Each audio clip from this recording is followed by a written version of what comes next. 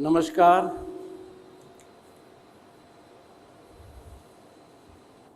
Honorable Governor of Gujarat, Shri Acharya Devvrat ji. Grateful, sir, for such an enlightened discourse. He has reflected various facets of Dharma in a manner which he alone can do, sir.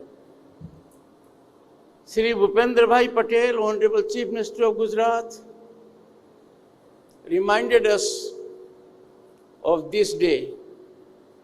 Grateful, sir. Chandrayaan-3 landed on that part of moon, India being the first country to do so. It was a glorified day for us. चांद के ऊपर तिरंगा और Shiv Shakti point निश्चित हो गए. And will ever be known as Space Day for Bharat, 1/6 of humanity. Honorable Minister Shri Vidura Vikramanayaka, Minister for Buddha Dharma, Religious and Cultural Affairs, Government of Sri Lanka. Honorable Home Minister, Royal Government of Bhutan, Mr. Sharing.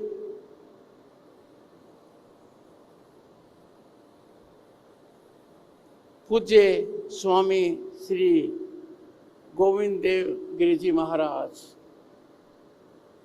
आपका उद्बोधन संक्षिप्त था पर दिल को छूने वाला था. पूरा सार धर्म का आपने हमारे सामने रख दिया. कम शब्दों में तार्किक रूप से गहराई से हमारे मन को छू गया है. Shri Badri Prasad Pande ji, honourable minister for culture, tourism and civil aviation, government of Nepal. I must recognize the presence of Shri Babu Bhai Desai, Member Parliament, Rajya Sabha.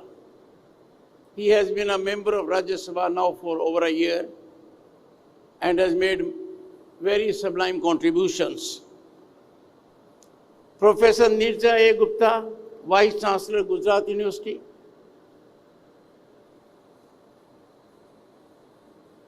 Dr. Satyapal Singh ji, Chancellor, Gurukul Kangadi Vishwavidyalaya, former Union Minister, and a person deeply committed to Dharma.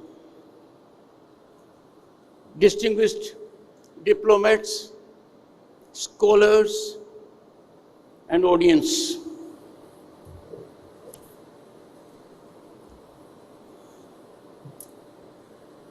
The stage has been well laid. It was enlightened discourse by Shri Govind Dev Ji Maharaj Ji. I am deeply moved by his passionate address. He spoke out of his heart and soul on an issue that is so critical to the welfare of entire humanity, Dharma. I strongly commend convergence of scholars from all over the globe on this point under the aegis of a prestigious think tank, India Foundation and Gujarat University. Friends, amidst galaxy of scholars, knowledgeable persons, I am humbled at this profound honor to deliver inaugural address at the 8th International Dharma-Dhamma Conference, a gathering that has become a beacon of intellectual and spiritual exploration. The theme of cosmology in Dharma traditions is much beyond just an intellectual pursuit, much more than a pursuit. It has to be way of life with all of us. This is reflective of a spiritual exploration that seeks to harmonize our understanding of the cosmos with the timeless wisdom of Dharma and Dhamma. Friends, the initiative to focus on the essential identity between the Dharma-Dhamma viewpoints is particularly noteworthy. These thoughts, rooted in the ancient wisdom of Hindu and Buddhist civilizations, are as relevant today as they have been over millennia. Buddha personifies Dharma. Buddha is synonymous with Dharma. The teachings of Dharma and Dhamma have not only endured but thrived continually and continuously, guiding societies in their quest for moral and ethical living. Friends, life devoid of morality and ethical standards cannot be taken to be human existence. The timeless relevance of these principles is evident in how they have shaped the cultural, social, and spiritual landscapes of civilizations across Asia and beyond. From Vedic traditions of India to the Buddhist philosophies that is spread across the continent, the concepts of Dharma and Dhamma have provided a unifying thread. I would go to the extent of saying much needed unifying thread that binds us to a shared heritage of wisdom, compassion, and righteousness. Our ancient scriptures and epics are replete with references of Dharma and Dhamma, illustrating their significance in the cosmological order and human life. In Mahabharata, the great epic that narrates the struggle between righteousness and unrighteousness, Dharma is the central theme. The Bhagavad Gita, a timeless dialogue between Lord Krishna and Arjuna, is a profound discourse on the nature of Dharma and the duties of an individual.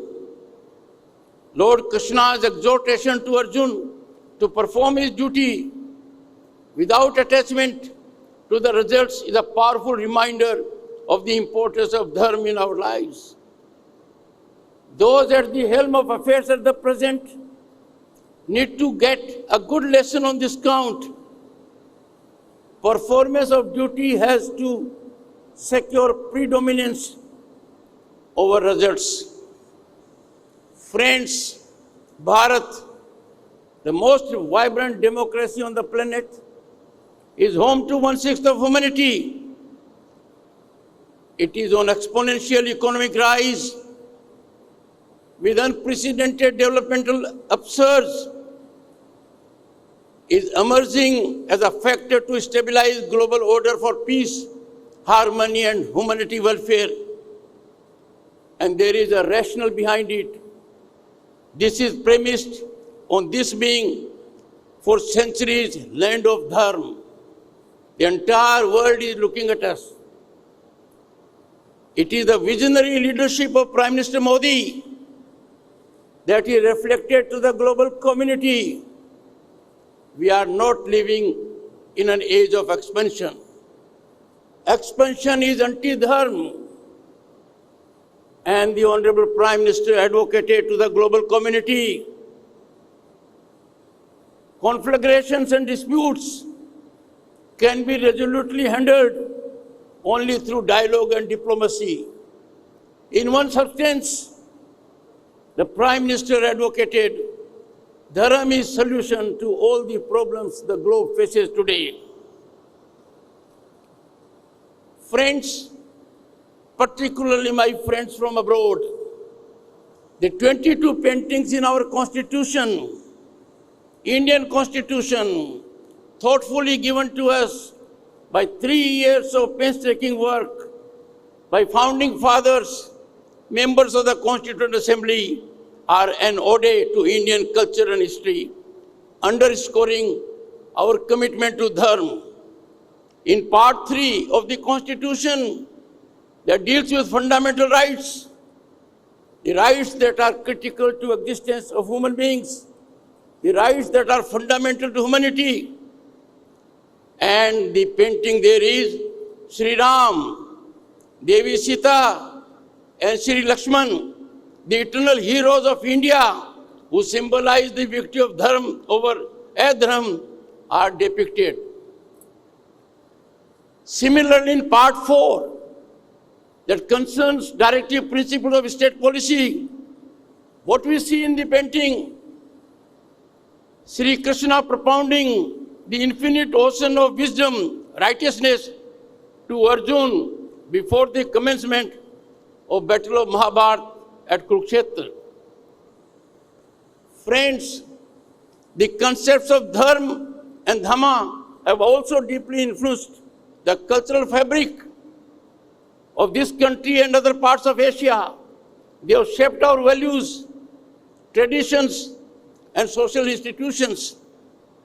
Historically, the principle of Dharma and Dhamma have played a crucial role in shaping the political and social order of ancient India.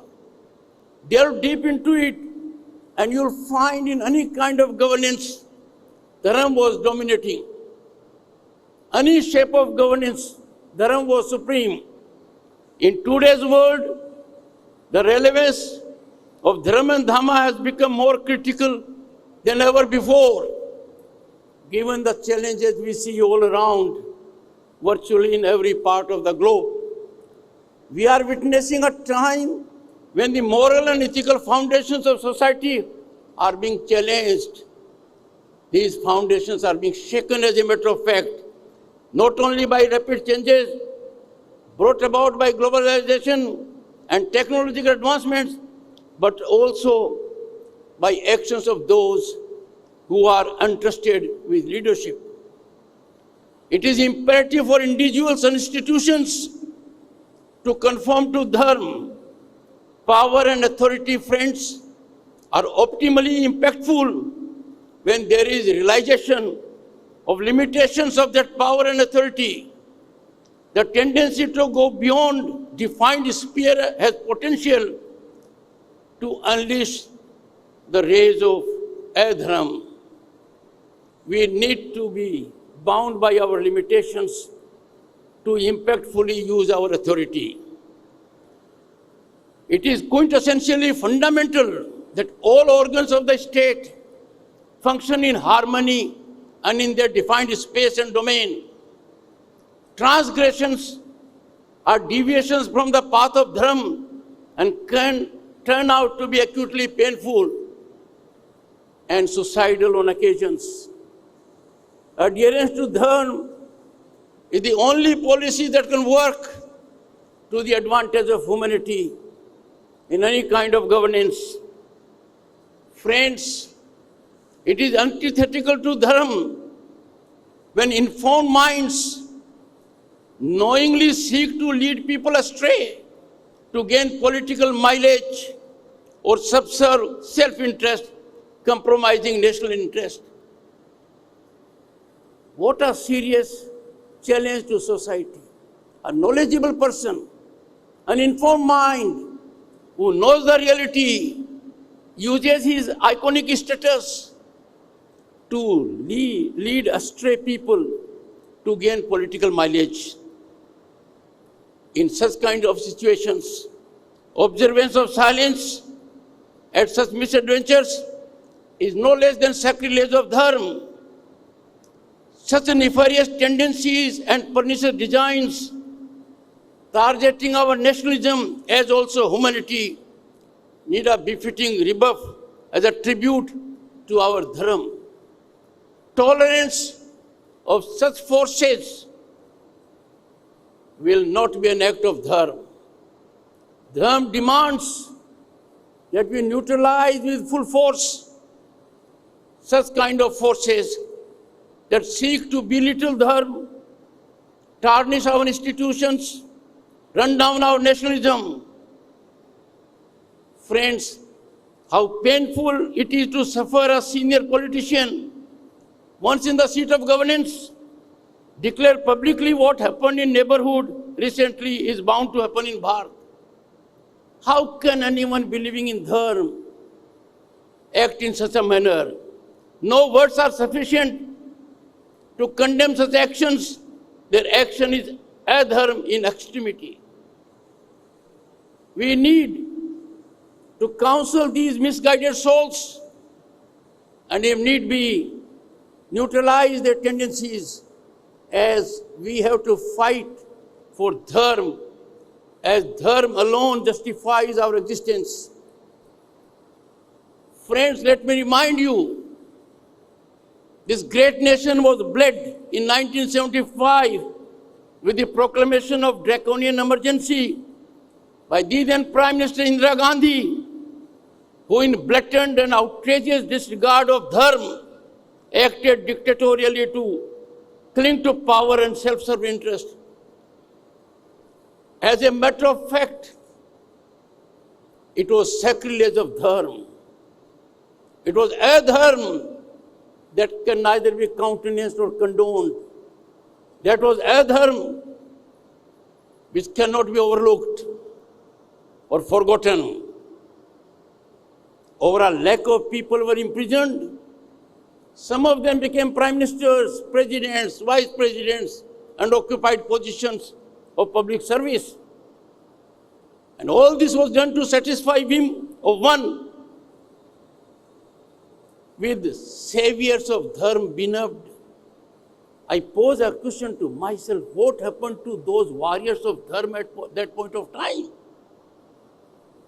My answer is simple. Over a lakh of them suffered indignities, confinement,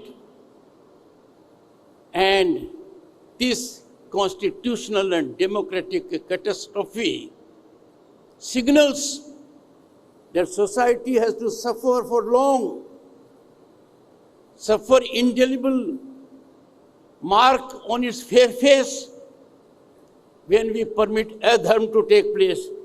And therefore, friends, as a tribute to dharma, as a commitment to dharma, to subserve dharma, to show belief in dharma, observance of Constitution Day on November 26 and Constitution Hatya Divas on June 25 are necessary.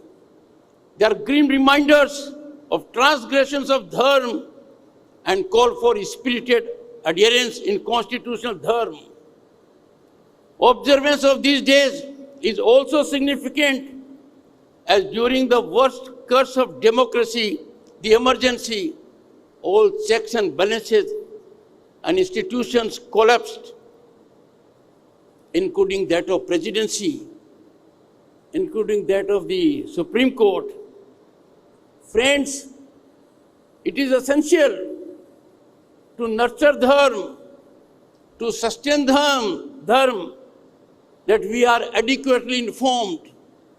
Our youngsters, the new generation, comes to know about it more vividly, so that we are spinally strong in observance of dharma and neutralize the dangers which we faced once.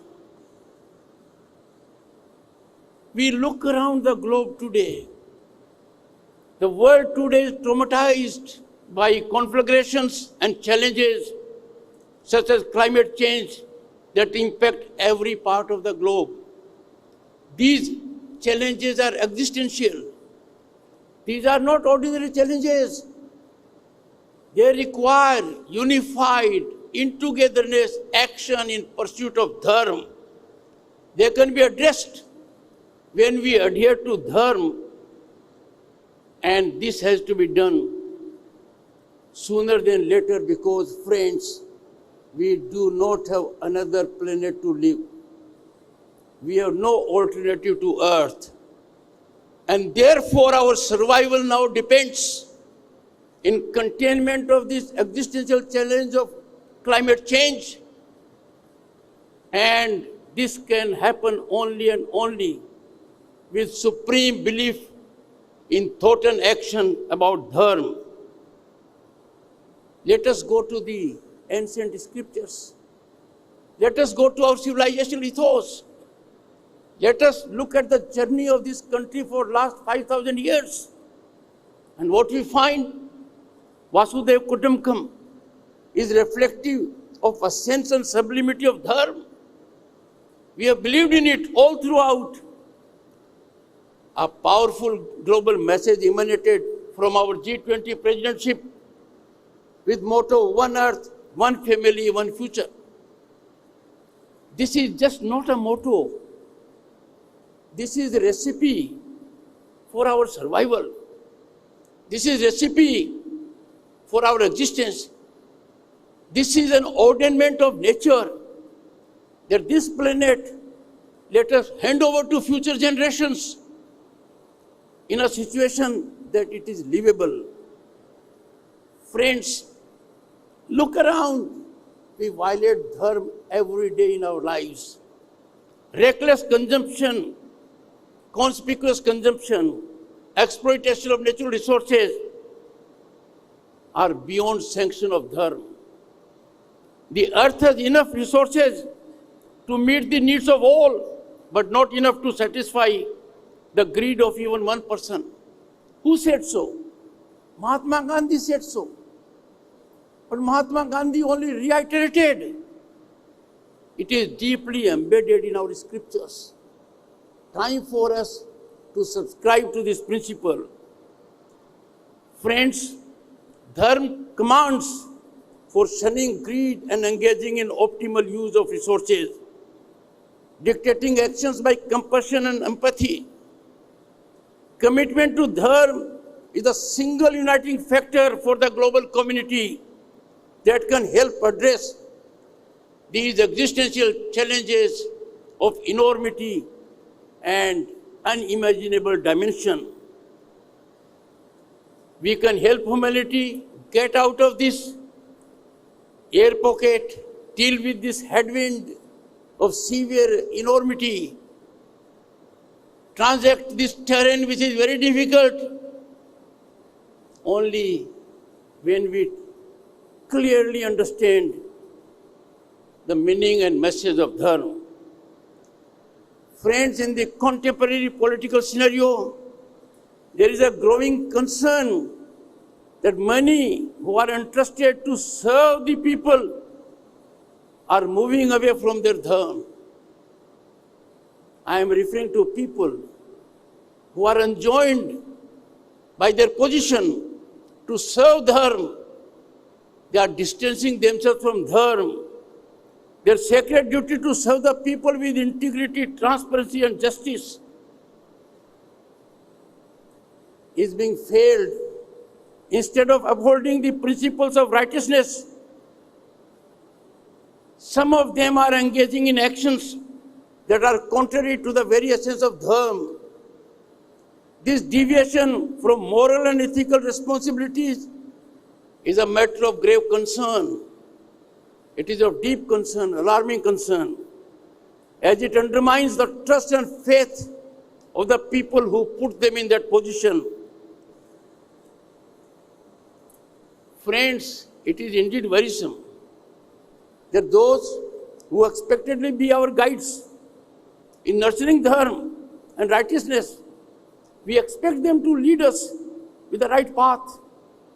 We expect them to be role models of Dharma and righteousness. And what they are doing?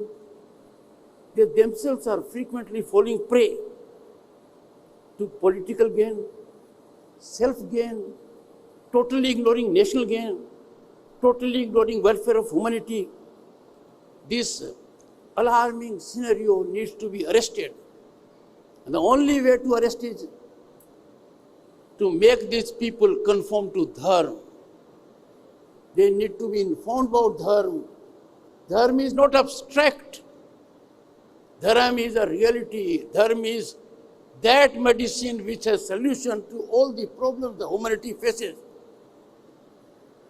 Let me remind you, friends, when the largest democracy had its constitution, deliberations at the Constituent Assembly exemplified adherence to Dharma.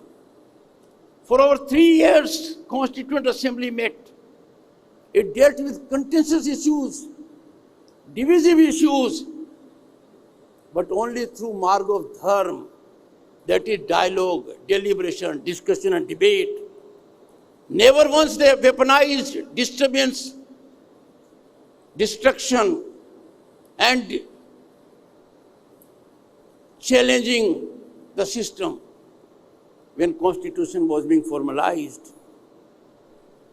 As Vice President of the country, I happen to be Chairman of Rajya Sabha. I have felt the need of observance of Dharma. I am pained at the absence of discussion and deliberation. I am traumatized by disruptions, disturbances.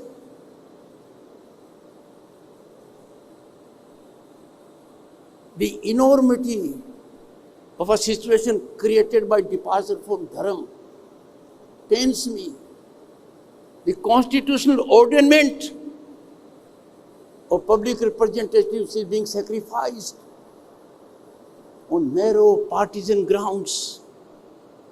Such a failure of duty is reflection of adharma in its extremity. I beseech you, all of you, to enlighten your representatives. They represent the mood of the nation. And the mood of the nation is engage in your constitutional dharma, work for larger good of humanity, and certainly not create disruption. Certainly not lend wings to narratives that are anti-humanity and anti-national. Friends, I am constrained to say so a little more seriously because we are in times when Bharat is seeking to realize its age-old position of being Vishwaguru. When a marathon march is on, everyone is a stakeholder in that marathon march.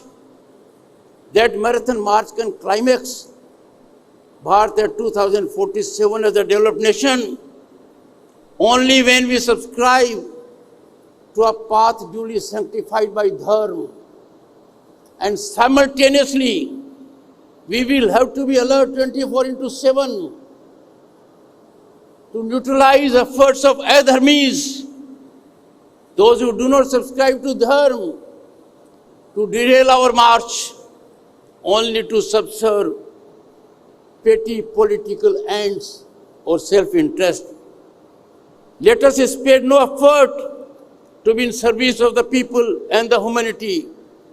Let us vindicate, in the context of Indian Constitution, our oath to serve the people. Let us not short-charge our citizens, our real masters. Short-charging itself is culpable.